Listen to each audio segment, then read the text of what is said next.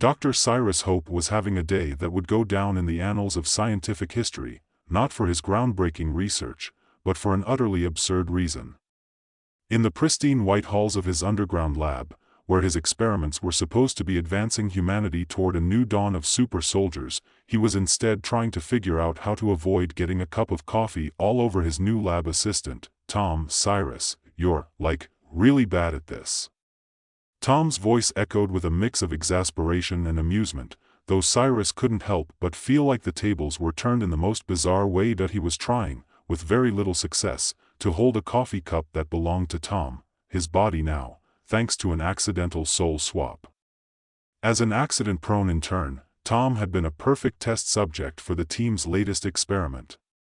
The idea was simple: transfer the mind of a soldier into the body of a genetically enhanced super soldier. Perfect warriors who'd never tire, never age, and never lose a fight.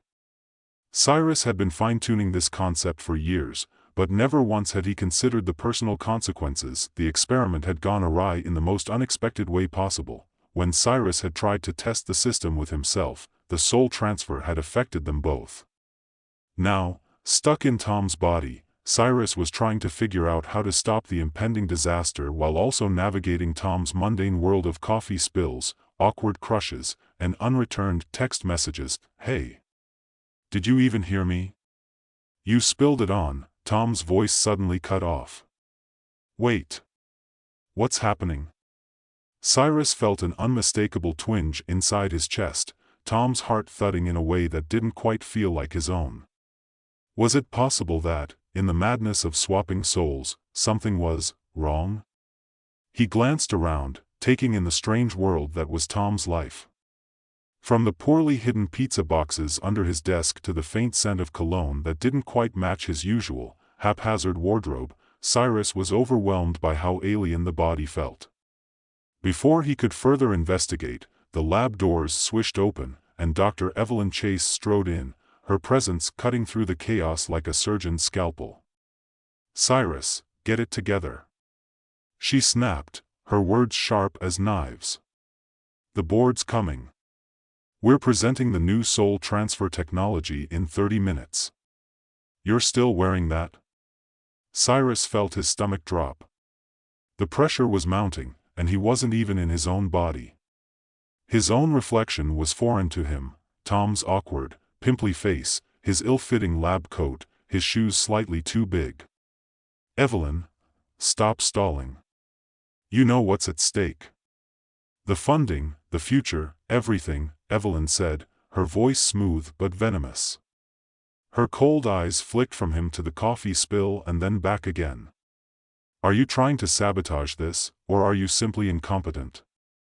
Tom's voice shot out of him again before he could stop it, and for a brief, fleeting second, the familiarity of the words made Cyrus feel like he was losing himself completely. I'm sorry, Evelyn, but there's a problem with the system. The transfer, it's not just physical, it's messing with our memories. I think I lost part of myself." "I mean, we lost part of ourselves," Cyrus stammered, horrified by how much of his thoughts felt like they came from Tom. Evelyn's lips twitched, but her gaze remained icy. "Stop overreacting, Cyrus. It's just a few bugs. We've already signed contracts. The Army wants results, not your philosophical musings about human consciousness." She turned away, her heels clicking on the tile as she headed out of the lab. "Just fix it. This isn't your personal crisis." But it was his personal crisis. As much as Cyrus had tried to brush it off, the gnawing feeling in his gut wouldn't let him go.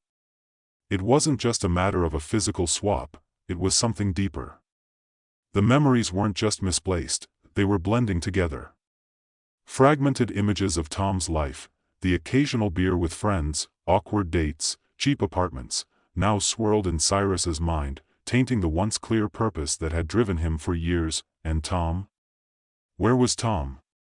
The discovery the morning after, the weight of it all settled into Cyrus's bones as he tried to work. The transfer system was built for soldiers, designed to improve their endurance, speed, and mental acuity, all while ensuring they retained full control over their identities. But there was something off about the way the system had affected him. Tom, with his limited understanding of the technology, had barely scratched the surface. But Cyrus, who had spent years perfecting this system, could now see that it wasn't just the brain and body being swapped, it was the soul itself. And souls, as it turned out, weren't as easily swappable as they thought. Frantically flipping through his notes, he was struck by a particular passage, something that had originally seemed trivial, now taking on a much darker implication. In the early stages of consciousness transfer, recipients often report flashbacks, moments of confusion, blurring between memories of self and the other. Cyrus swallowed. Flashbacks. Memories. He had been seeing Tom's memories, but they weren't Tom's anymore. They were his own, or at least, they had been his. He couldn't shake the feeling that his identity was fading, replaced by the fractured lives of everyone he had swapped with. This was no longer just about creating soldiers, it was about destroying them. Not only were they losing their physical selves, they were losing their humanity. Piece by piece, his fingers hovered over the keyboard, his mind racing. What had Evelyn done? She had pushed them to test this technology on a larger scale. The first volunteer soldiers had already undergone the procedure. His worst fears were confirmed as he dug deeper into the project files. The volunteers weren't just soldiers anymore, they were part of something far worse.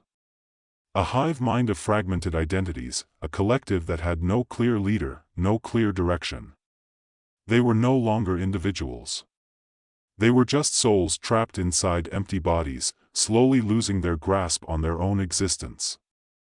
The reversal of expectations. Cyrus barely slept that night. The lab was eerily quiet, save for the occasional hum of equipment and the distant echoes of footsteps outside. He needed to act fast.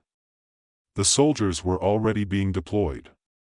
They were being sent on missions without a second thought, stripped of their pasts and identities, but somehow more dangerous because of it. The government didn't care about their individual suffering. They cared only about results. That he had to do something. As he delved further into the lab systems, trying to find a way to reverse the effects of the procedure, he stumbled upon a startling discovery. Evelyn had been testing the procedure on herself. It wasn't just the soldiers who were affected. She had started the process long ago, merging multiple souls into her own, creating a collective consciousness that she believed would make her invincible.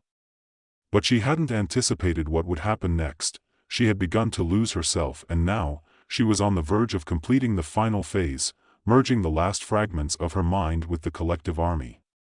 She was ready to become something greater, something beyond human.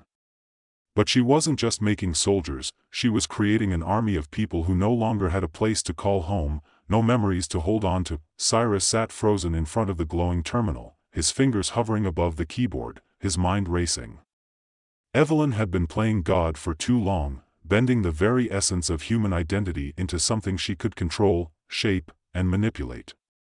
She had believed she was on the verge of transcending humanity, that merging souls into one collective consciousness would elevate her to a higher plane of existence. She was wrong.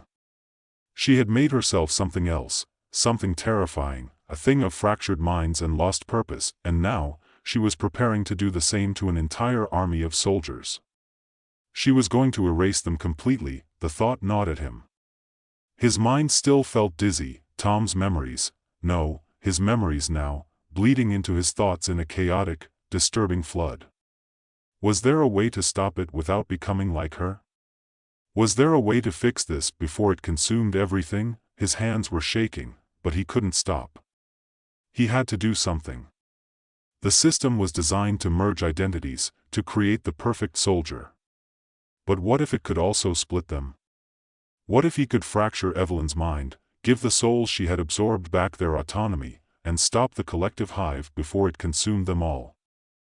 Cyrus leaned forward, typing furiously, entering commands to access the soul transfer protocol. He had the knowledge. He could hack the system from the inside. He had to get to Evelyn first.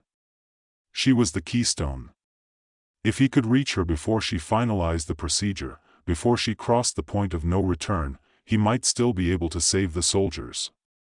He might still be able to save himself. The lab was cold, too quiet, the hum of the equipment suddenly menacing. The city outside was asleep, unaware of the catastrophe unfolding beneath its streets. Cyrus didn't know how much time he had. He checked the monitors again. Evelyn's experiment was already in progress, her soul already partly merged with the collective. Her body, no, her mind, was part of the army now, just like the others. Each soldier's identity was slipping away, each life merging into the next in a grotesque dance of fragmented souls. But Evelyn's consciousness was different. She was the one orchestrating it. The one pulling the strings. There had been a time when Cyrus had believed in the potential of their work. The idea of creating warriors who could fight without fatigue, without fear, without hesitation, it had seemed like the pinnacle of human achievement. They could save the world, stop wars before they started, eliminate threats before they even rose.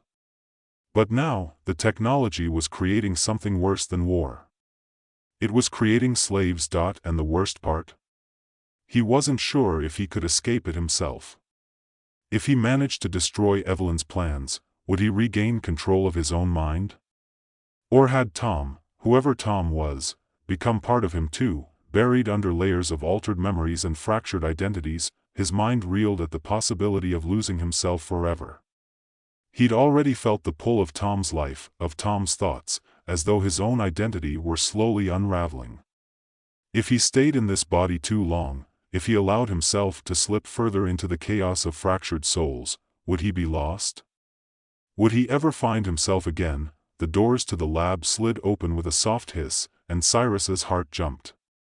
It wasn't Evelyn. He knew that much from the hurried footfalls that were clearly not her measured stride. It was one of the soldiers. One of the first test subjects. His body moved with a mechanical grace, his expression hollow and distant, eyes glazed over, like a man who had forgotten how to feel. The soldier came closer, moving with purpose, but no sense of humanity. His body had been enhanced to the point of perfection. The muscles rippled beneath his skin, the jawline chiseled, his movements efficient and smooth.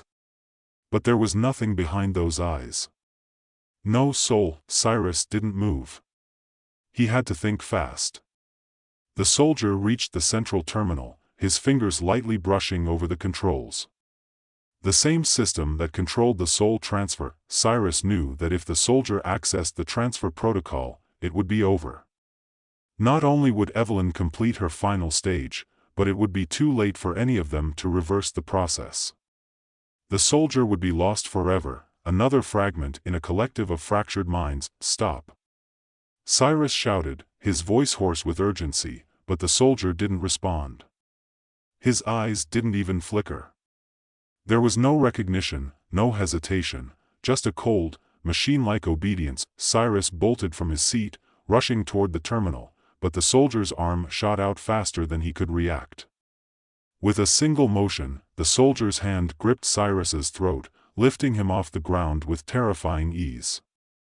For a moment, Cyrus's breath was stolen from him, his vision narrowing as the blood rushed to his head.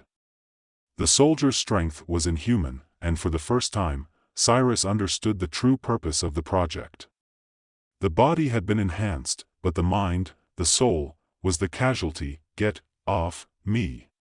Cyrus managed to croak out, his vision blurring as he struggled against the soldier's unyielding grip.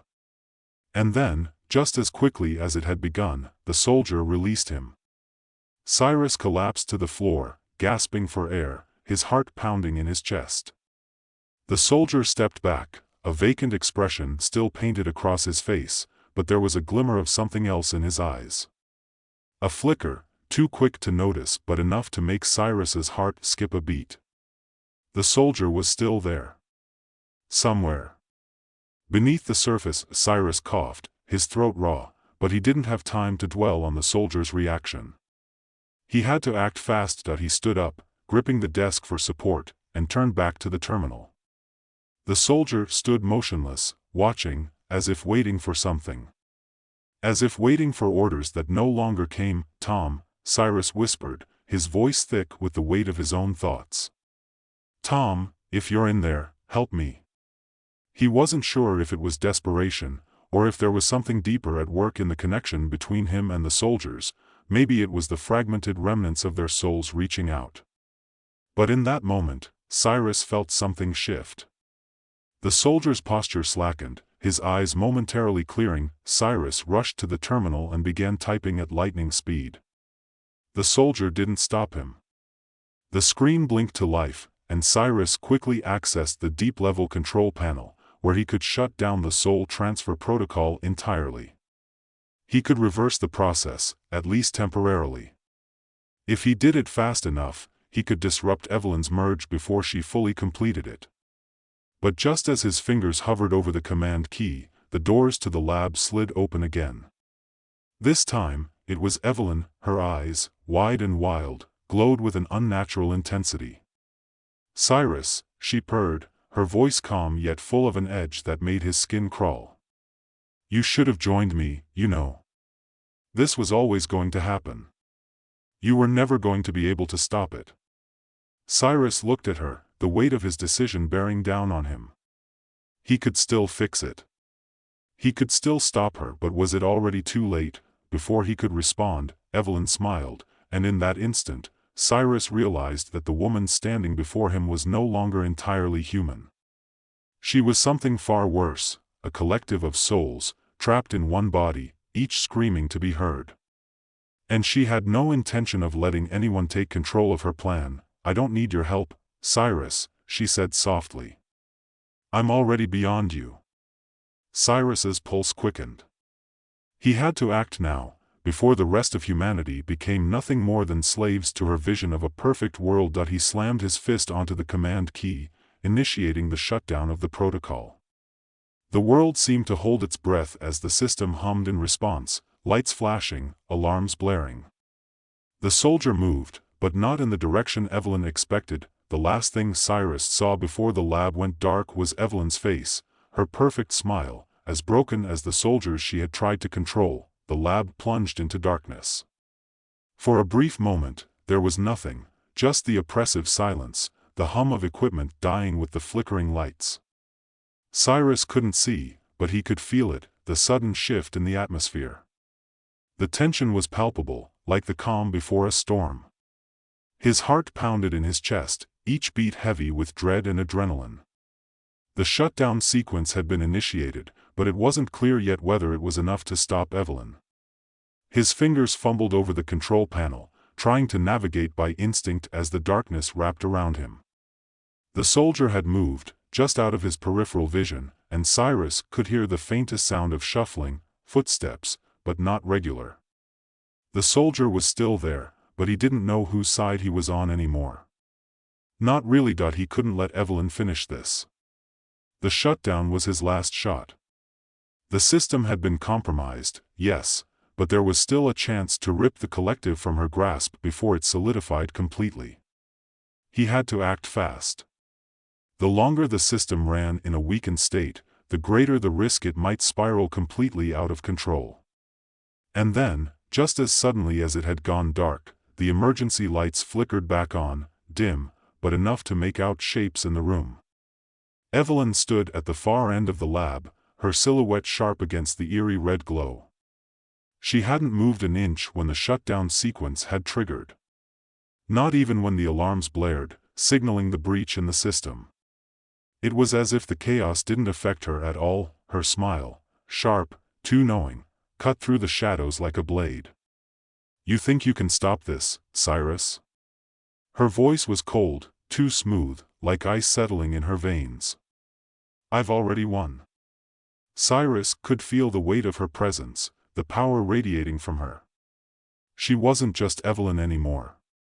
She was something other. Something more than human, but less than divine.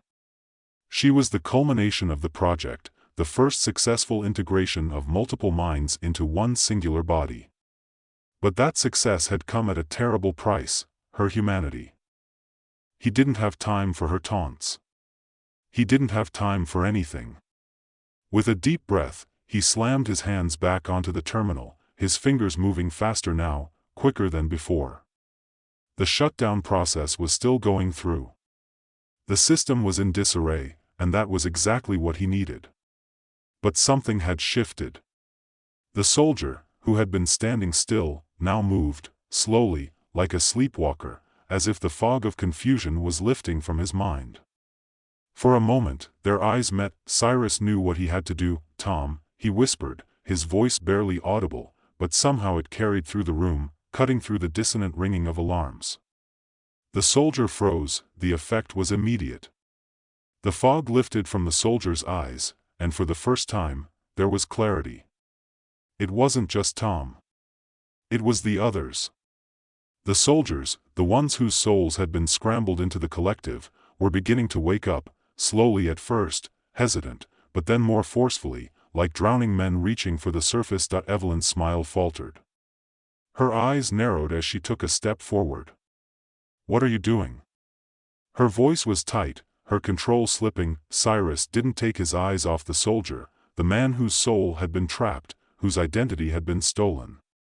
Now, as Tom, or whatever was left of him, looked back at him, there was recognition. Recognition of himself. "No," Evelyn said, her voice a strangled whisper. "No, no, no. You can't." She lunged forward, her hands reaching for the terminal, but it was too late. With a quick motion, the soldier swiped his hand across the panel, severing Evelyn's connection to the network.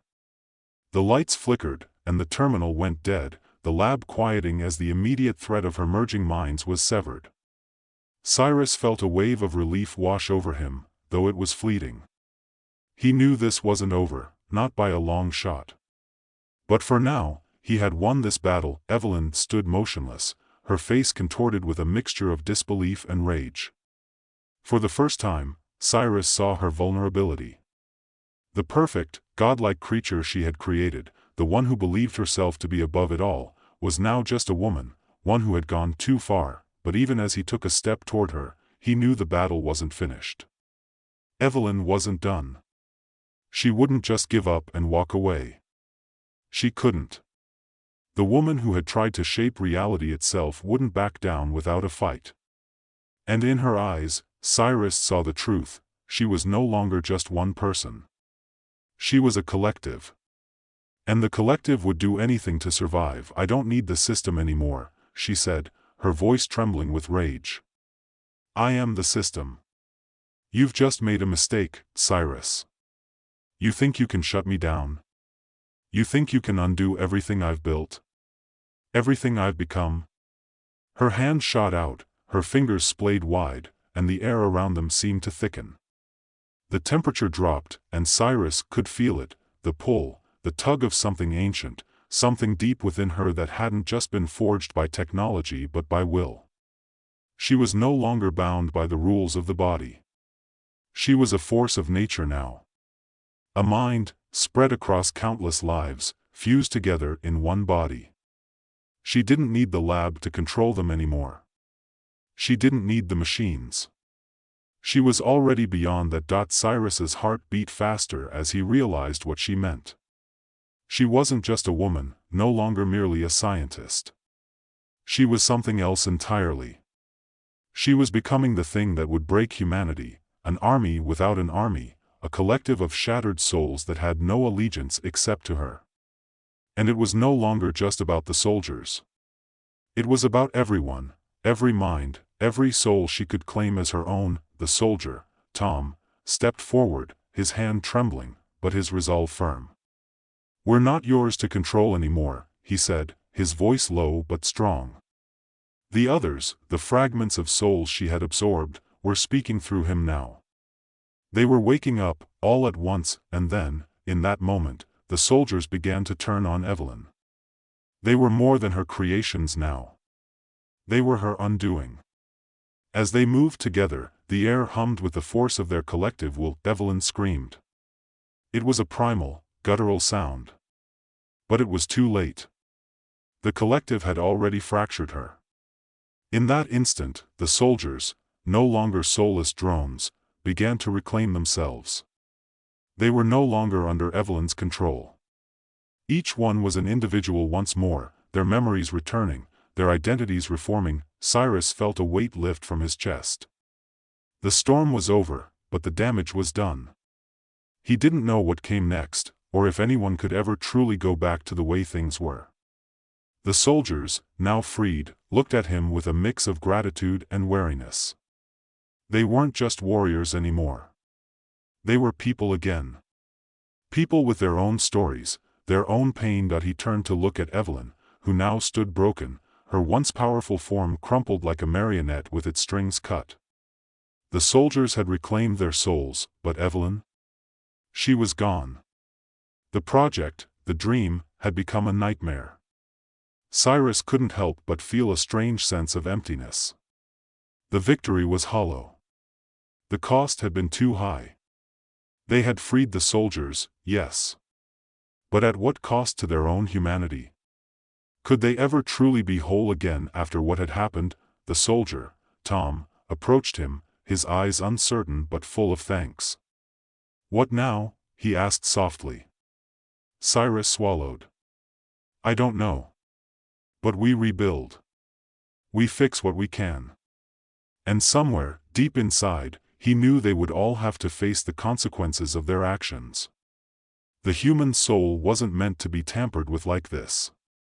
He could only hope that someday, the soldiers, his soldiers, could find their way back. But he knew better than anyone that the past was never so easily erased. Not for them. Not for him. Not for any of them. And somewhere, in the distance, the shadow of Evelyn's influence still loomed. The world hadn't seen the last of her. She had always been more than human. But for now, at least, they had a chance to reclaim themselves, and that, for now, was enough.